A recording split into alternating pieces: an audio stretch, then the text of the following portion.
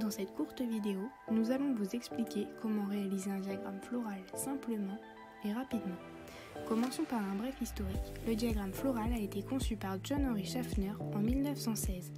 Cela a permis d'établir la réalisation schématique de l'organisation florale. Pour cette expérience, il faudra vous munir de quelques ustensiles tels qu'un scalpel, une paire de ciseaux et des pinces, ainsi que de la fleur de votre choix. Pour notre part, nous avons choisi un lys. Tout d'abord, positionnez votre fleur sur une feuille de papier blanc pour y privilégier la découpe et ne pas perdre des parties de votre végétal qui seront importantes lors de la création du diagramme. Une fois cela effectué, commencez par couper à l'aide de la paire de ciseaux fins les pétales de votre fleur à leur base.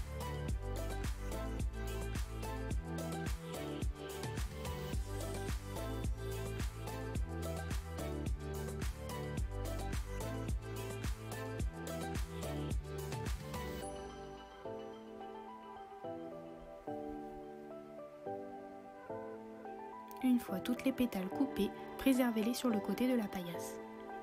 Ensuite, en maintenant le ciseau en main, coupez les étamines. Ce sont les parties reproductrices mâles de votre plante. Elles sont situées à la suite de vos pétales. Lorsque toutes celles-ci seront coupées, positionnez-les également de côté.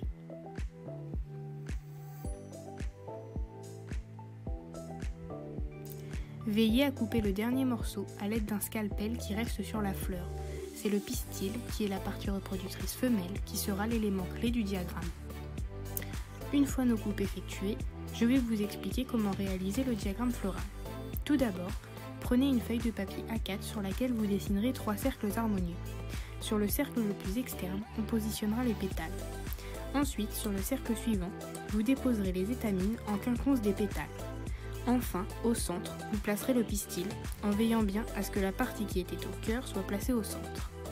Si je récapitule, vous avez lors de votre dissection coupé 3 classes, les pétales, les étamines et le pistil, qui sont organisés sur une feuille de papier en diagramme floral, en espérant que cela vous ait plu et qu'on vous retrouvera pour de nouvelles aventures.